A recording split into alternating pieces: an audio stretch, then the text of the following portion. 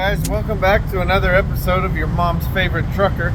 Today we're going to be going over a pre-trip if you're required to do ELD logging. This is the pre-trip that the DOT is expecting you to do for 15 minutes every morning before you start your trip. And this is going to be mainly for my hotshot guys out there that don't have an 18-wheeler, no air brakes test, none of that BS every morning.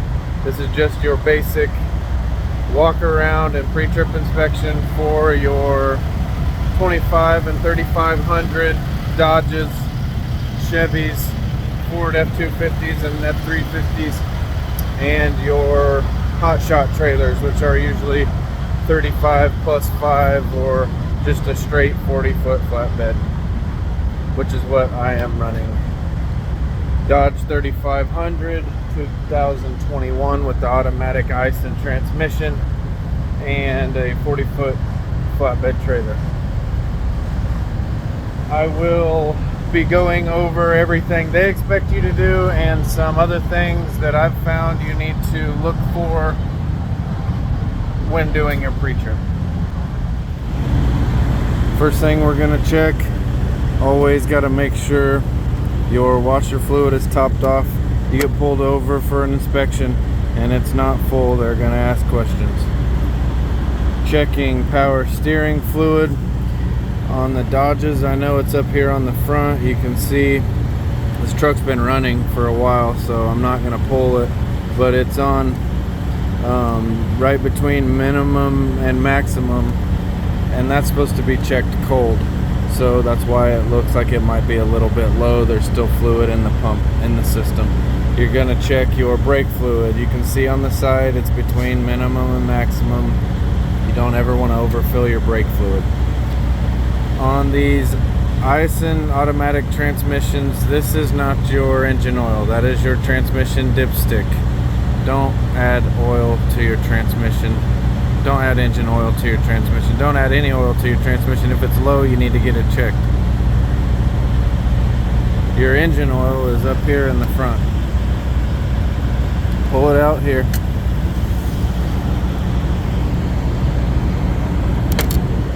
Wipe it the first time.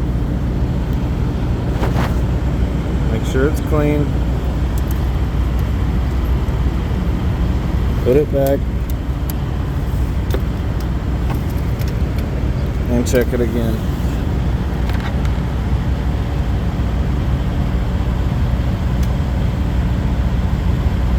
And like I said, it's been running for a while, so we're gonna let it sit a little longer while the oil runs back down into the engine, and we'll check it again. But I just got it changed last week, so I know it's good. But just to show you, I'll come back at the end and check it again. Work our way over here. If you have an aftermarket air filter, these boxes are pretty easy to get off, or they have a window on the top you can see in. But these, I would check them, take these screws off, check it at least once a week. I'm not going to do it now because it's got a brand new one in it. I just changed it. Now we're going to move on to tires. We're going to be checking pressures and depths every day, so make sure you got your tire pressure gauge and your thread depth gauge.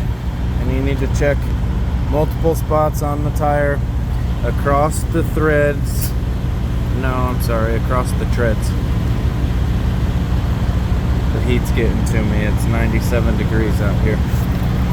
So we're going to take an outside reading, 11, looks like 11 millimeters or 13/30 seconds. Same on the inside and same across the board. They're all new tires, so they should all be wearing pretty evenly.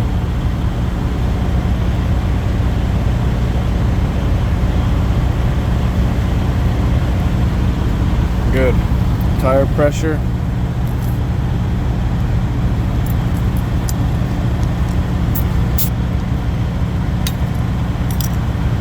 It's good. Manufacturer specifications on the inside of your door. read different than what the tires say. I don't know what you're supposed to do, but the guy at the tire shop said do what the tires say. Maybe he's just trying to sell me more tires, but these tires are rated for 80 psi, so I keep them right around 80. Of course, during the day they're going to creep up a little bit as the road heats the tires up, but nothing to be too concerned about. Obviously, another thing you're going to check for, cosmetic damage. You don't want any obstructions for your view, so you want to check your windshield. No pits or damages that are going to be in your line of sight at all, but if there are any, they can't be over 3/4 of an inch, so you got to get the windshield replaced.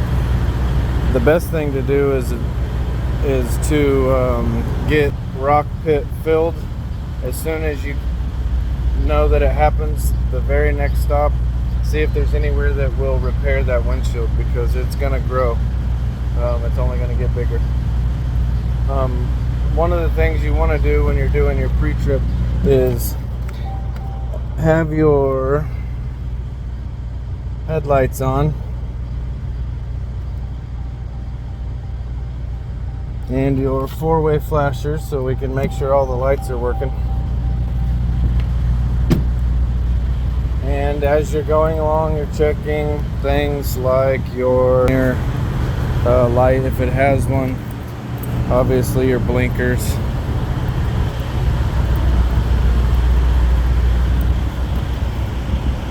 coupling devices. Make sure your latch is down, always latched. It should be inside the little hole right there. Chains latched on your anchors.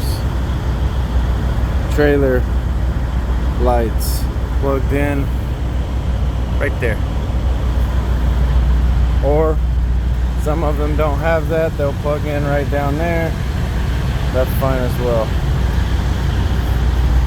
Trailer lights, I don't have my headlights on, so this light is not on. Let's just turn the headlights on.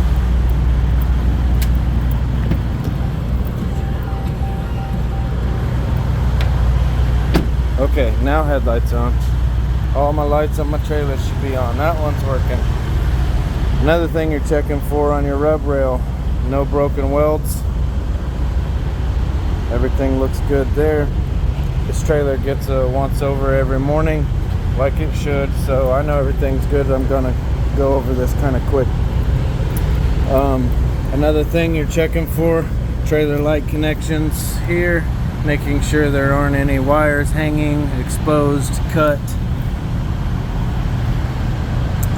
Tire pressure and depth on your trailer tires as well. Touching lug nuts, because when you get pulled over and you get inspected, highway patrol is actually going to get down and he's going to try to loosen every single one on every single trailer by hand, and if he moves one, you're out of service. Checking suspension components, trailer brake wires, nothing broken, any metal broken, welds broken, wires broken. We're looking for all of that. Everything looks good here. More suspension pieces. We need to check and make sure they're all tight, nothing's loose. You can see if anything is worn by, if it's shiny or clean. You can see here where wires have been rubbing, it's shiny. Wires have been rubbing. We need to really double check those wires and make sure they're not rubbed through. No bare wires. They're fine. I need to get those taped up.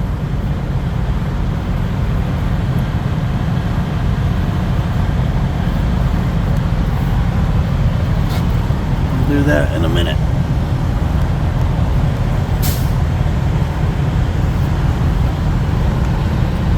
Back to checking lug nuts.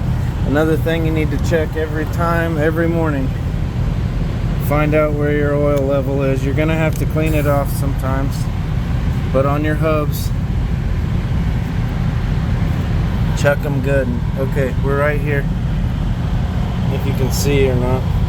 That's all the full they need to be. If you take that plug out and oil runs out, they're too full. Check it on all of them, they all got it. If they're leaking, they're easy to replace. They unscrew, screw it back in. I think they're 20 bucks at your trailer supply shop. Coming to the back, checking lights, license plate lights, hard to see during the day, but it's working. Trailer ramps, they're in there, keep them locked. People will steal them.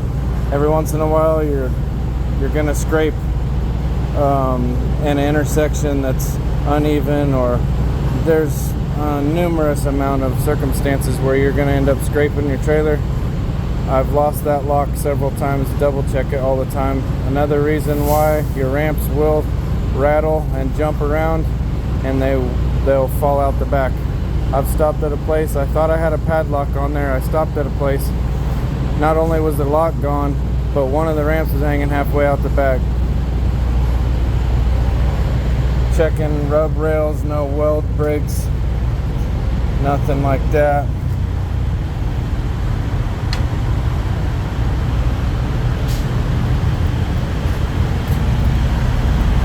Checking lug nuts on your trailer tires. Again, you need to check them every time, every morning.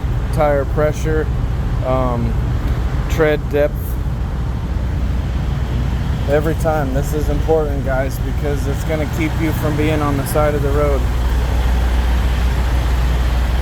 Also, another thing that's not a DOT requirement, but I would recommend locking your chain and strap box and securing your spare tire in a way that's going to make it hard to get to. I got my tarps on top of my spare tire and it's strapped, and my spare tire is bungeed. Let's see. We're just going to keep on going around the vehicle, checking tire depth and pressures here on the passenger side. Any cosmetic damage or any structural damage. That truck was like that when I got it. No big deal. Everything looks good. This is a brand new truck. There's going to be a lot of guys that are running older equipment, and not everything's going to... I think the best thing to do is do it right every day, no matter how old your equipment is. Do it the right way, the way you learned how to from whoever taught you. Hopefully they taught you the right way. Thanks for watching, guys. It's been another great episode of your mom's favorite trucker.